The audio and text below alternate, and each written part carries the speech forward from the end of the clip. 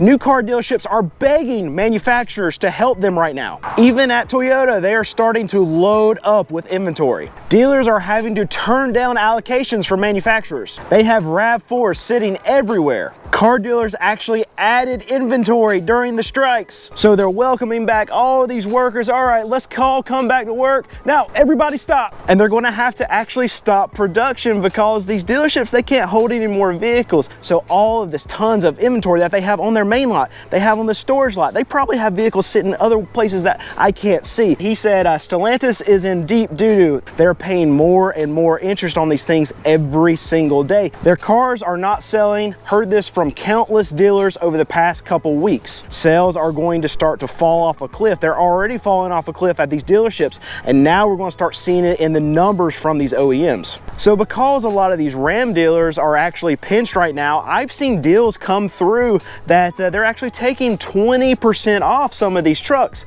And if you look at this truck right here is $71,000. You take 20% off, that's roughly $14,000. This truck is still $56,000. So even at 20% off, it's still way too much to be able to sell it to a consumer in this environment. They're gonna have to do a lot better than that if they actually wanna move these trucks. So you can see all of these Ram trucks that are all around me right now. This is actually this dealership's used storage lot. They have a brand new lot that's over there, and they don't have any trucks over there because they don't have room for them. They have all their Jeeps, they have all their Chargers, their Challengers, they have Grand Wagoneers over there. They don't have any room for these trucks. They are overrun with this supply. So I actually want to read you this tweet from a car dealership guy. If you don't follow him and you want to know what's going on in the car market, he's got a really good inside track. Go follow him, it's a good follow.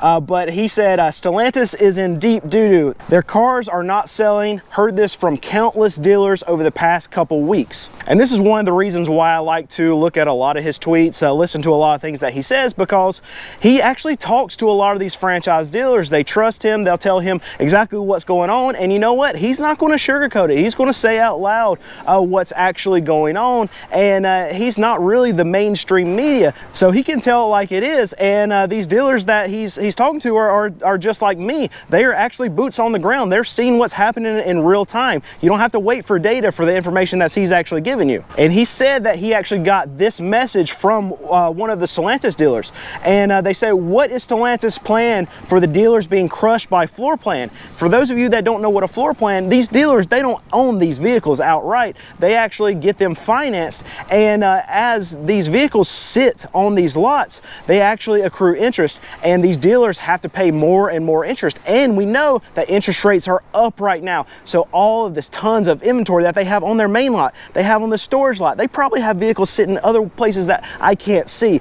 They're paying more and more interest on these things every single day. And these dealerships are getting worried, and they're wanting to know, what are these manufacturers going to do about this? And this dealer continues, I have several Stellantis stores, and even after the strike, we are turning down cars. They are turning down allocations. They can't take any more cars. They say it is too expensive to carry and cars move way too slow. How are they going to make things easier for dealers to acquire and sell inventory? What this dealer is saying to Stellantis is, hey, we're getting eat up with finance charges right now. These cars aren't moving. What are you going to do to help us to actually move inventory? So something that's very, very alarming for both these new car dealers and for the OEMs is that we just came out of these strikes, and there was a big fear from a lot of these dealers that they weren't going to have inventory to replace what they already have. But the alarming thing is that even during these strikes, these dealerships, these OEMs actually increase the level of inventories that they have. And why that's so bad is because they actually pull forward a lot of demand to these dealerships. These OEMs actually pushed out vehicles to these dealerships in anticipation of all this fear, all this limited production that was coming through. And you know what? It did not materialize. So now what we're finding is these dealerships, just like what we're seeing right here, are absolutely loaded to the brim with these vehicles that they can't sell. So now they have to start turning down allocations. And we've seen some decent numbers come through the earnings reports on Ford, GM, Stellantis of their actual sales. But when they're actually counting these sales, these are sales that they're getting out to these dealers.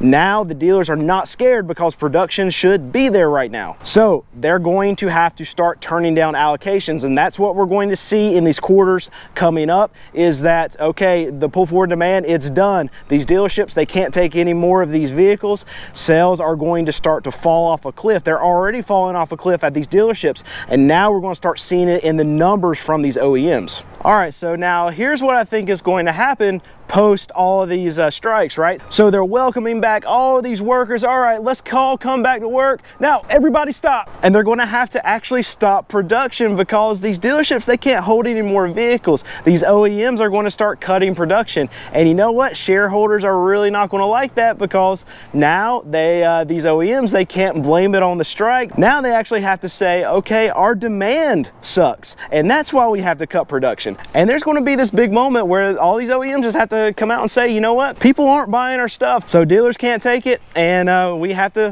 cut all our production. Even at Toyota, they are starting to load up with inventory. All right, so check this out right here. This absolutely blows me away. This is a 2023 RAV4, $32,834, and it's still sitting here. It's not sold yet. It's sitting on their lot. All right, check this out. 2 months ago, you couldn't find RAV4s anywhere. Guess what?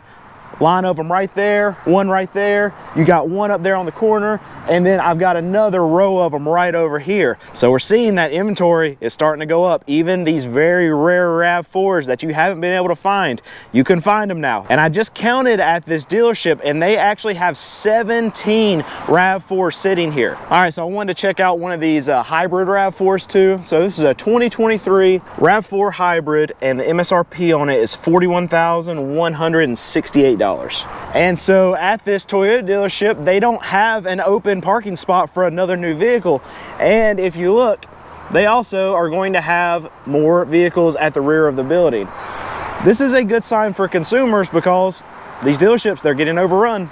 And we're even seeing problems here at these Toyota dealerships. See, 2 months ago, this dealership that I'm standing on right now, they had almost no inventory. There were empty spaces everywhere. And now there's not one empty space. They are absolutely loaded with brand new vehicles, things that you couldn't find. You can find a Venza now. You can find RAV4s. You can see them sitting around. Corollas that are sub $25,000 are sitting out here on this lot. You can find inventory right now, and these dealerships, they're just getting jam-packed. Even these Toyota dealerships, even these Nissan dealerships, even these Honda dealerships, the manufacturers that were having a hard time getting production out, you know what, they're getting production out now, and people just aren't able to buy the cars. And this right here, this is what I love to see. This is something that you will not find at the big three, the domestic brands. This right here is a four-door sedan that you can get for sub $25,000. And this is where I feel like Toyota, Nissan, Honda, they're going to eventually win in this market, because they're providing consumers with something that's actually affordable, as opposed to the domestic manufacturers, the big three, who are really going away from these four-door sedans, and that's really what people need right now. Okay, so here's what we're finding right now. Vehicles that you could not find. This is a Toyota Venza. This is a vehicle that you couldn't find at any Toyota dealership, and now we're starting to see them pop up, and we're starting to see them that as soon as they get here, they're not being immediately sold. This is a 2023 Toyota Venza, and they're selling it for $46,970. It's just amazing, because stuff like this Venza, stuff like this, these RAV4s that you see behind me, you couldn't find them, and now you can find them. The market is getting softer, the demand is going down. And I'm going through all these cars at this Toyota dealership, and you would assume, seeing all this Toyota inventory, that it would be a dealership problem, right? There's going to be crazy market adjustments. You know what? There's not one market adjustment on any of these vehicles. This is not a dealership problem. This is an economy problem. This is a customer demand problem. And we're finding that people just, they can't buy these cars anymore. Interest rates are too high.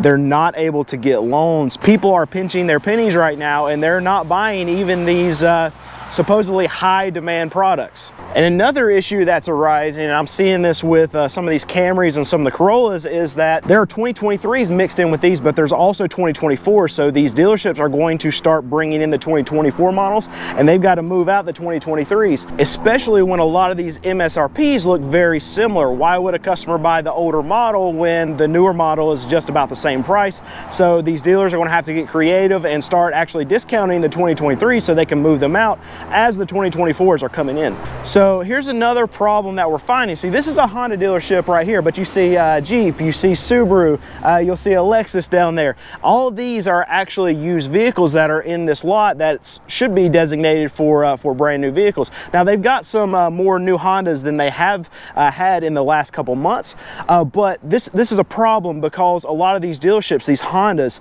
these Toyota dealerships, because they couldn't get any inventory from their manufacturers, they were actually loading up on these higher end, these newer model used vehicles. So they have this surplus of these nice used vehicles that aren't selling, and now they're getting more new inventory from the manufacturer. They went ahead and bought all this used inventory, and now it's sitting here, so they're going to have to make some cuts on a lot of this used inventory so they can get it out to make space for the new inventory that's coming in. So something that's interesting is that TrueCar actually just sent out a letter to their shareholders saying that they were very excited that inventories were building right now. So see, TrueCar is a company that makes money getting leads for dealers, and in the last 2 years dealers really haven't had to spend more money to try to actually advertise, to try to get people into their cars, because the demand was so high and the supply was so low that these cars would basically just sell themselves. And now what TrueCar is seeing is that because inventory is going up and demand is going down, these dealers are now going to have to spend more money with a company like TrueCar to actually get some customers to their dealership. And we're definitely going to see that because competition is going to have to go up amongst these dealers to actually fight for the very few consumers out there that are actually able to buy a vehicle right now. So a company like TrueCar, companies like Car Gurus, they actually make more money when dealers get pitched more and have to compete with each other more, because ultimately that means that they have to spend more money on advertising. What I find interesting too, as I go and check all these car dealerships often, like every week, is that what I didn't see a few months ago, and we actually had pollen because we were in the summer, the vehicles weren't that dirty because they would keep them clean, they would keep them actually rotated. But now we're seeing that these vehicles that are sitting, they're actually covered with dust, and we're in the fall, right? So pollen's not really a thing